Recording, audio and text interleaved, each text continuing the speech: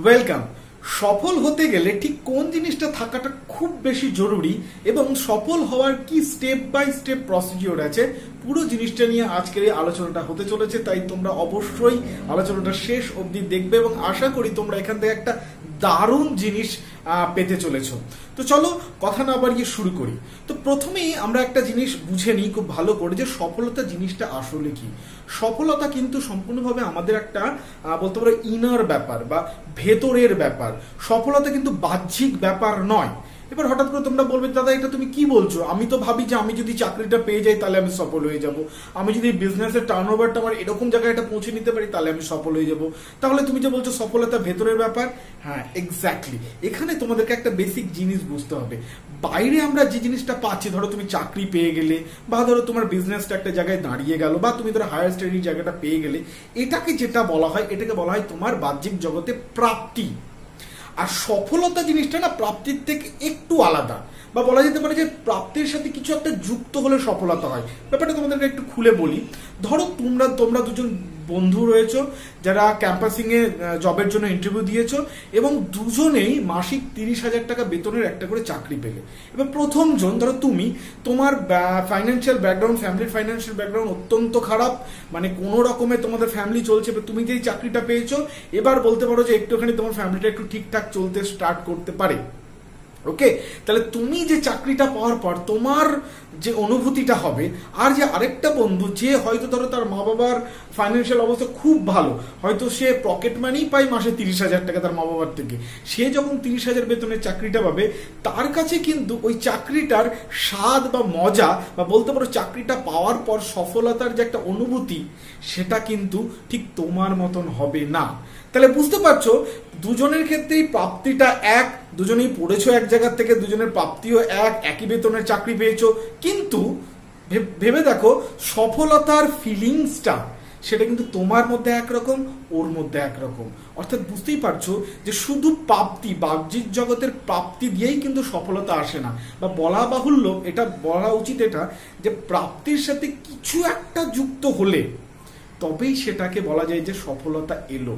তো সেই জিনিসটা অ্যাকচুয়ালি কি এবং সেই জিনিসটা সফলতাকে পেতে কতটা কাজে লাগতে পারে, ইয়েস সেই জিনিসটা আজকে তোমাদেরকে একটু বলবো। তো তার আগে একটা জিনিস তো বলতেই হয়, এই যে প্রাপ্তি বললাম, এই প্রাপ্তিটা ছাড়া কিন্তু সফলতাটা না বলতে পারো আসবেই না। মানে এটা ঠিক যে প্রাপ্তির সাথে কিছু একটা অ্যাড করলে সফলতার ফিলিংসটা আসে বা অনুভূতিটা আসে, কিন্তু তার আগে তো প্রাপ্তিটা দরকার।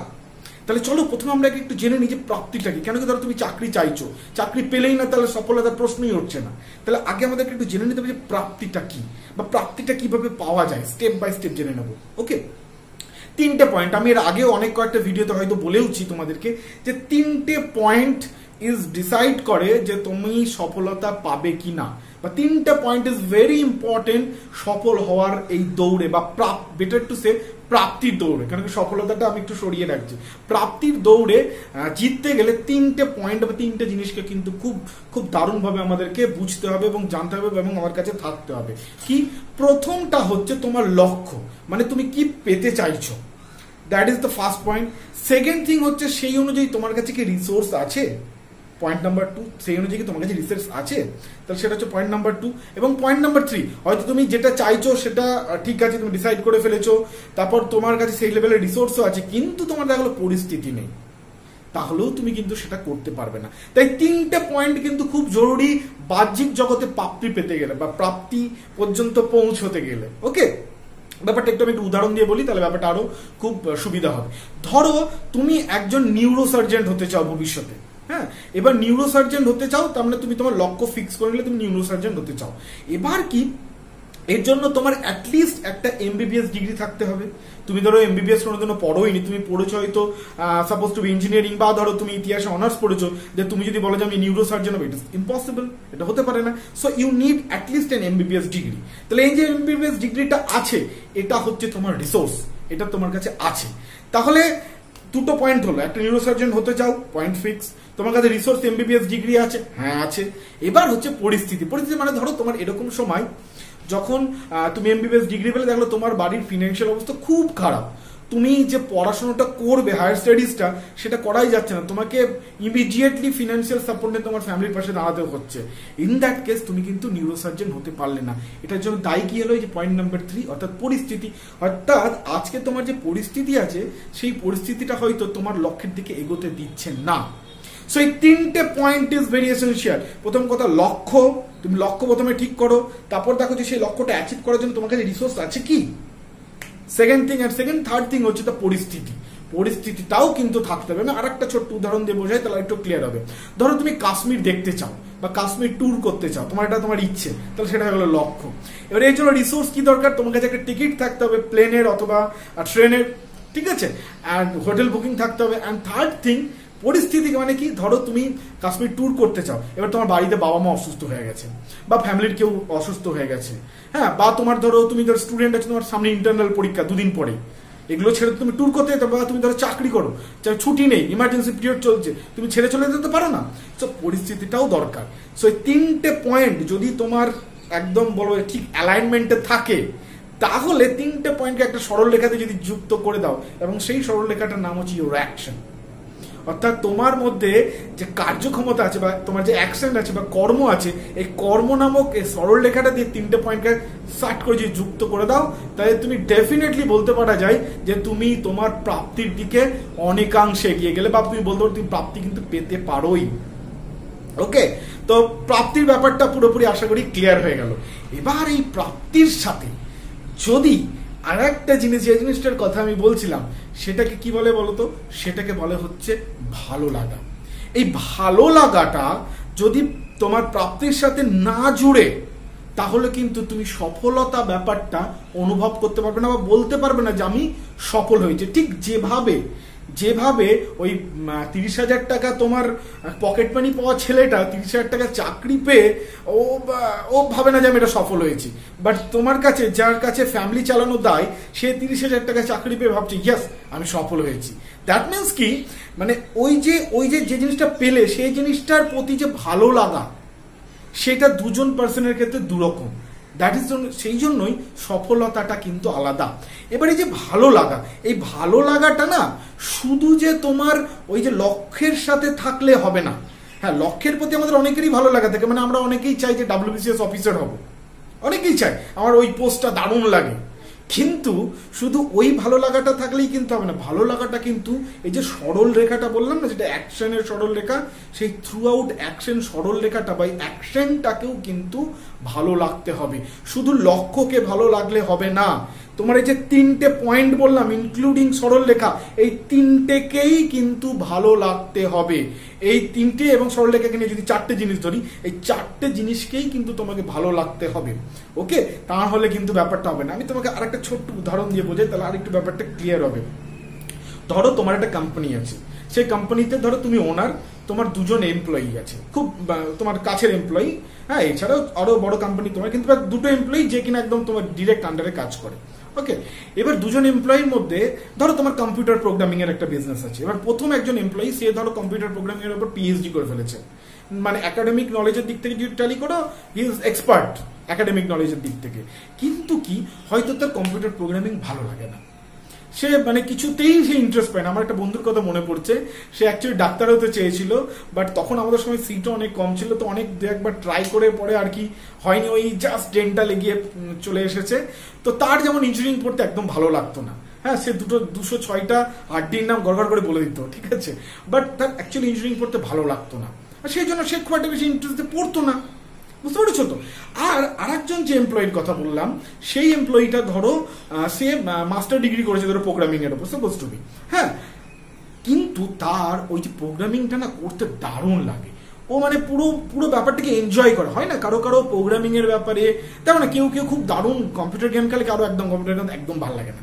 সো ওই পার্সনটা, তার কিন্তু কম্পিউটার প্রোগ্রামিং দারুণ লাগে, মানে সে ভীষণ এনজয়, মানে কি বলবো, ভীষণ এনজয় করে যখন ওই কাজগুলো করে। ঠিক আছে, প্রথম জন কিন্তু একদম না। প্রথম জনকে যদি একটা প্রেজেন্টেশন বানাতে বলে, সে শুধুমাত্র পাওয়ার পয়েন্ট একটা সিম্পল প্রেজেন্টেশন করে ছেড়ে দেয়। কিন্তু একটা প্রেজেন্টেশন বানানোর জন্য আরো কিছু জিনিস আছে যেগুলোকে আরেকটু সুন্দর করে দেখানো যায়, সুন্দর করে আরো সুন্দর করে প্রেজেন্ট করে, সেটা ও 2+2=4 করে ছেড়ে দিল, ওর কাজ হয়ে, কারণ ওর তো ভালো লাগে না। বাট দ্য সেকেন্ড পার্সনের কিন্তু ভালো লাগে, সে কিন্তু ডেডিকেশন দিয়ে খুব দারুণ ভাবে কাজটা করতে করতে মজা পায়। ওকে, এবার তুমি ওনার হিসেবে তুমি কাকে প্রমোশন দেবে? ডেফিনেটলি সেকেন্ড জনকে, কেন কি সেকেন্ড জন তোমার কাজটা খুব ভালোভাবে করে দেয় এবং খুব মজা করে করে। তো সেকেন্ড জনকে তোমার কাজ হয়, ভালো করে কাজ হয়, ডেফিনেটলি সেকেন্ড জনকে তুমি প্রমোশন দেবে। দ্যাট মিনস কি, যে সেকেন্ড যে পার্সন, তার এই কাজটাকে ভালো লাগার জন্য কি হলো, তার কিন্তু এই যে বাহ্যিক জগতে প্রাপ্তি হলো। প্রমোশন মানে কি, বাহ্যিক জগতে প্রাপ্তি হয়ে গেল। কিন্তু এই প্রাপ্তিটার পরে সে কি দেখলো, আরে বাবা আমি তো আরো প্রমোশন হলাম, তাহলে মানে আরো কিছু আমার রেসপন্সিবিলিটি, আমি আরো এই কাজটা নিয়ে থাকতে পারবো, তাহলে কি সে ভেতর থেকেও কিন্তু সফল হলো। কিন্তু ফার্স্ট পার্সন, যদি ধরো কোনো কারণে ফার্স্ট পার্সনকে তাকে প্রমোশন দিতে হলো, ধরো তোমাকে দিতে হচ্ছে কোনো একটা বাধ্যতার জন্য, ঠিক আছে, ধরো বলেছে যে এই ডিগ্রি ছাড়া পিএইচডি ছাড়া হবেই না, তুমি ওকে ওই পোস্টে বসাতেই পারবে, এরকম ধরো একটা বাধ্যবাধকতা এসে গেছে। কিন্তু ফার্স্ট পার্সন যদি প্রমোশনও পেয়ে যায়, মানে হচ্ছে প্রাপ্তি হলো, কিন্তু তার আবার মনে হবে যে আবার এই একই কাজ নিয়ে আরো রেসপন্সিবিলিটি, আমার আর ভালো লাগছে না। তো বুঝতে পারছো, সে প্রাপ্তি কিন্তু ফার্স্ট পার্সন পেলো, বাট তার কিন্তু সেভাবে সফলতার যে সেন্স সেটা এলো না।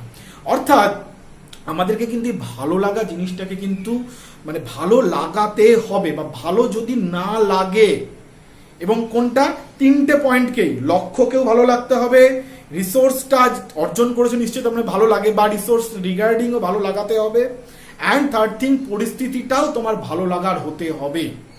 ঠিক আছে, এবং এই যে অ্যাকশন, যেটা যেই সরল লেখাতে 3টে পয়েন্টকে জুড়ে, এই অ্যাকশনটাকেও ভালো লাগাতে হবে। বা বেসিক্যালি বলা যায় 3টের মধ্যে সবচেয়ে বেশি ইম্পর্টেন্ট হচ্ছে, সবচেয়ে বেশি ইম্পর্টেন্ট তোমার এই অ্যাকশনটাকে ভালো লাগাতে হবে। মানে আমি তোমাকে বলি, ধরো তুমি সিভিল ইঞ্জিনিয়ারিং এর প্রিপারেশন নিচ্ছ, তুমি সরকারি চাকরি চাও, ঠিক আছে, হ্যাঁ, এবার হচ্ছে যে তোমার পড়তেই ভালো লাগে না, তোমার সিভিল ইঞ্জিনিয়ারিং এর সাবজেক্টগুলোই ভালো লাগে না, হ্যাঁ, তুমি তো নিজে বুঝতে পারবে যে ভাই আমার এগুলো মাথায় কিছুতেই ঢোকে না, অনেক চেষ্টা করে ঢোকে না, হ্যাঁ, তাও তুমি গাধার মতন খাদ্য হবে না। এইভাবে কি বলবো, মানে হয়তো তুমি যদি কোনোদিনও ধরো পেয়েও গেলে চাকরি, কি হবে, তোমার ভালো লাগবে না, বিকজ অফ তুমি যদি সিভিল ইঞ্জিনিয়ারিং এর সাবজেক্টগুলোর মধ্যে মজা না পাও, সিভিল ইঞ্জিনিয়ারিং এর কাজগুলোর মধ্যে যদি মজা না পাও, বুঝতে পেরেছো? প্রথম কথা তো চাকরি পেতে গেলে তোমাকে সাবজেক্টগুলোকে ভালো লাগাতেই হবে, মানে এগুলো পড়তে পড়তে তোমার মজা লাগাতে হবে, না হলে কিন্তু তুমি ওই যে বললাম কেন কি এত কম্পিটিশন বেড়ে গেছে, সবাই এত প্রিপারেশন নিচ্ছে, পারবে না, বুঝতে পারছো? তো ভালো লাগানোটা কিন্তু খুব খুব জরুরি।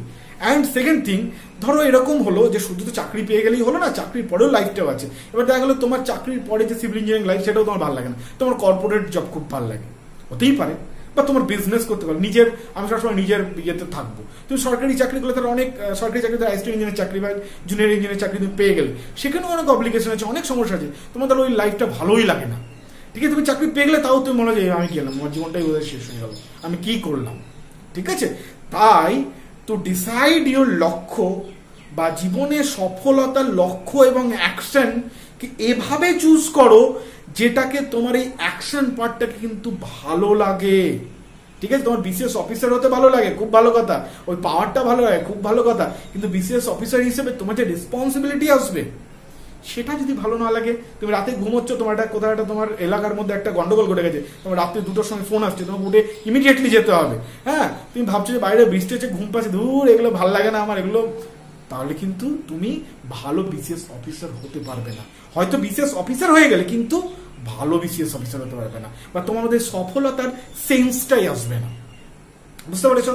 আচ্ছা, এবার একটা জিনিস বলি, এবার তোমাদের মধ্যে প্রশ্ন আসতে পারে যে দাদা ভালোই সব ঠিক আছে, সব বুঝে গেলাম, আর কোনো প্রবলেম, বাট কি করে বুঝবো যে আমার ভালো লাগছে কি লাগছে না? ইজ দ্যার এনিথিং যেটাতে আমি ভালো লাগছে কি লাগছে না সেটাকে জাজ করতে পারি? ইয়েস, এটা হচ্ছে সবচেয়ে বড়, বা বলতে পারো তোমাকে সবাই ভালো লাগা পর্যন্ত সবাই বলে দেবে, কিন্তু কি করে ভালো লাগে এটাকে চুজ করবে কি করে, এই ব্যাপারটা কিন্তু সেভাবে কোথাও কেউ বলেনি। ইয়েস, আমি তোমাদেরকে আজকে সেটা বলবার চেষ্টা করব। দেখো, কোনো জিনিসকে ভালো লাগে কি লাগে না সেটা বোঝার একমাত্র উপায় হচ্ছে তোমরা নিজেদের এক্সপিরিয়েন্সগুলোকে একটুখানি রিকালেক্ট করো।